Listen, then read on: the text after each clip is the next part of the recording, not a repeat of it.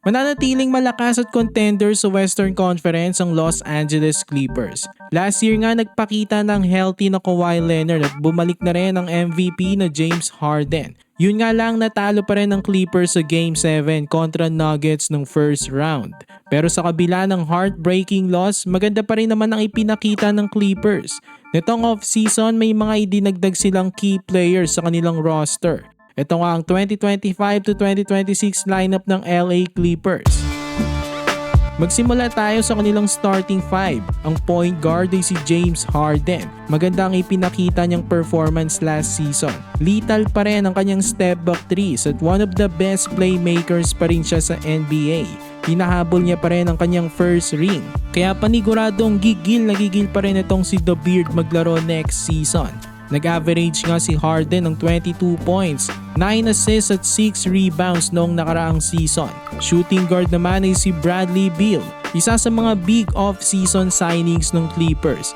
Makakasama niya si Harden. Kung titignan, parang deadly nga ang backcourt combination nitong dalawa. Mamimiyes na panigurado si Beal sa mga pasa ni Harden. Isang legit na scorer itong si Beal na any night pwedeng pumutok at umiscore ng 30 to 40 points. Nag-average nga si Beal last season ng 17 points, 3 assists at 4 rebounds. Small forward naman ay si Kawhi Leonard, ang best player ng team.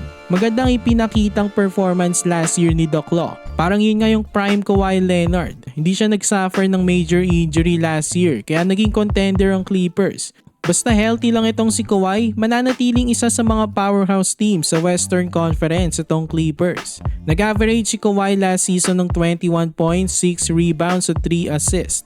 Power forward naman ay si John Collins. Na-acquired nga ng Clippers ito sa Jazz sa isang 3-team trade. Pero ang pinakawalan nga lang nila ay si Norman Powell na isa ring solidong player. Pero itong si Collins, ibang naibibigay nito sa team. Ang strengths nito ay ang kanyang athleticism at inside scoring. Isa ring double-double threat at kayang i-stretch ang floor sa kanyang decent mid-range at 3-pointers. At center ay si Ivica Zubac. Ang kanyang pick and roll game with Harden ay unstoppable last season.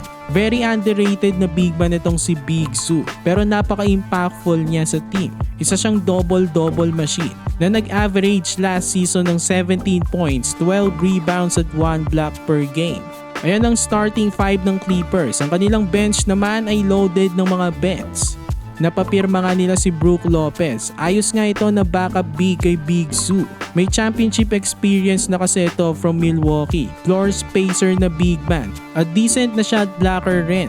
Tapos napabalik ng Clippers ang dati nilang star player na si Chris Paul sa isang vet minimum. Okay pa rin naman mapabilang sa team ang isang CP3. Makakatulong ang IQ at leadership nito. Pwede pa rin gumawa ng impact itong si CP3 off the bench. Si Nick Batum may isa pa nilang veteran. Tas meron pa silang sharpshooter na si Bogdan Bogdanovic. Chris Dunn, isa ring solid na guard off the bench. Derrick Jones Jr. maasahan naman sa depensa. So palag-palag pa rin naman itong lineup ng Clippers. Ano masasabi niyo dito mga Clippers fans? So for more NBA content, ilike nyo na ang ating video at mag-subscribe na rin sa JB Buckets.